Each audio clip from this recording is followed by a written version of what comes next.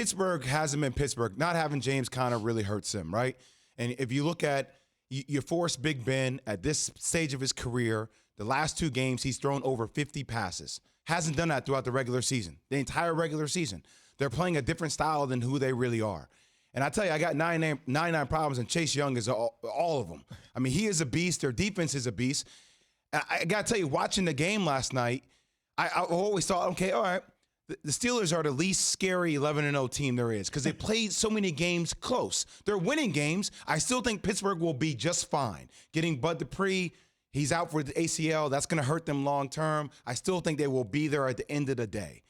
But this Washington football team, Key, is a team with Alex Smith. He's already got comeback player of the year stepping his foot on the field. For him to get through what he's gotten through this year, to play the way he played last night, for their defense to answer the bell the way they did last night, this is a team that will contend for the NFC East along with the New York Giants. They will contend for the NFC East, which is interesting, right, considering that the beginning of the season there was so much conversation around Dwayne Haskins being the quarterback of the team and Ron Rivera switching from him and going to Kyle Allen and then switching from Kyle Allen after he got hurt, passing over Dwayne Haskins, going for a guy that hadn't played football in 2.5 years in Alex Smith. One of the things that I would say, Washington, this is the first game for a Washington football team, and I want to say the other name so bad because it just rolls off my tongue after so many years, that the Washington football team this is the first win against a team with a winning record this season. So it goes to show you where they've been, where they've come from, and how well they're playing. This is a defensive-oriented team led by Jack Del Rio,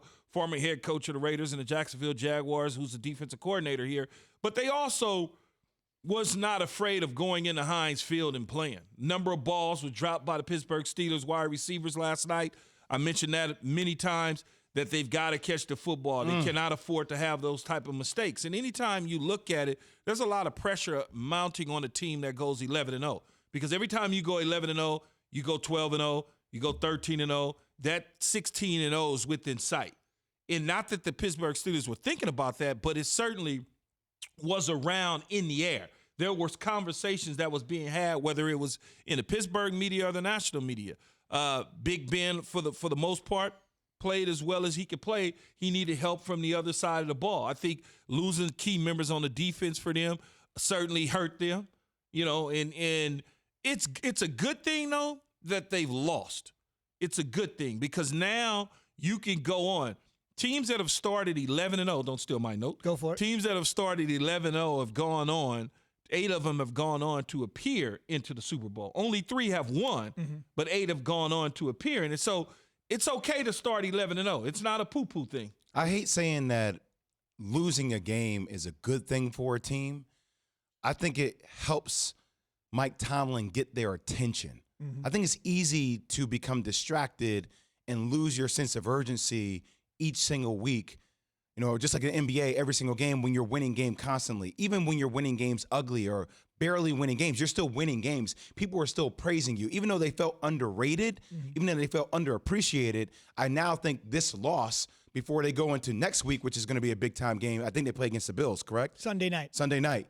Now Mike Tomlin has their attention because he's been preaching this the last couple of weeks, by the way. Losing in this situation is a good thing because you don't have the stress and the pressure of that 16-0 facing you. If you go 12-0, now all of a sudden that noise gets louder. Every week that you win, as you get closer to 16-0, that noise just gets louder and louder. And that pressure to go 16-0 is there. Even though you say to yourself in your ball club, that's not important to us, the only thing that's important is hosting or raising the Lombardi trophy at the end of the day. And, getting it out of the way, I think is just a good thing, because if you go 16-0 and you don't win, you and the New England Patriots, it's like, well, we went 16-0, but guess what? We didn't win.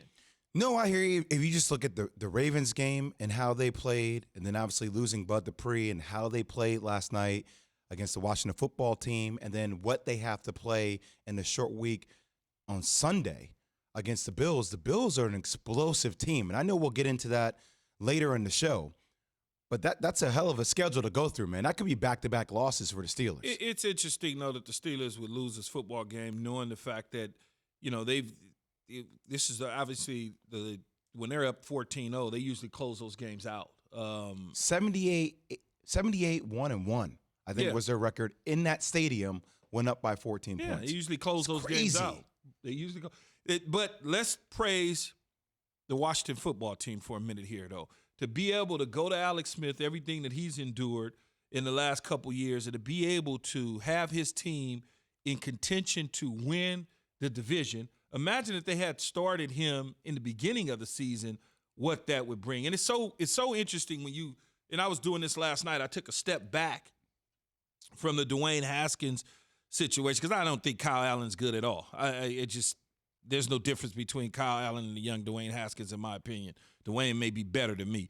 But when you start with a veteran like Alex Smith, I was just watching him in the pocket, delivering the football, just doing some things that a veteran quarterback with some skills is capable of doing. And it looks so much better and clean and precise, right? Opposed to some herky-jerk quarterback that's sitting back there trying to figure out who to throw the ball to. It was like Alex Smith knew his reads, he knew where to go, and it just seemed like a real football team with him at quarterback. I'll just say this. He missed 2 seasons, 17 surgeries, had a life-threatening infection, almost had his leg amputated. He's comeback player of the year, man. It's hands down. That's over. No doubt about it. And you could make an argument, although a weak one, that the runner-up could have been the other quarterback on the field last night, yes. right? Going 1-2 into Key's point. If Kyle Allen didn't play for Ron Rivera in Carolina, there's probably no way Kyle Allen's even on the Washington football team roster. There's comfort and familiarity when you're a first-year head coach like Ron Rivera, and Kyle Allen did start hot for him and the Panthers. But at this particular point, you're right. They're going to ride this thing with Alex Smith, and it might be the best thing for Dwayne Haskins, the ultimate preparer, Alex Smith, for a young kid like Haskins to watch him and grow and learn. Thanks for watching ESPN on YouTube. For live streaming sports and premium content, subscribe to ESPN Plus right now.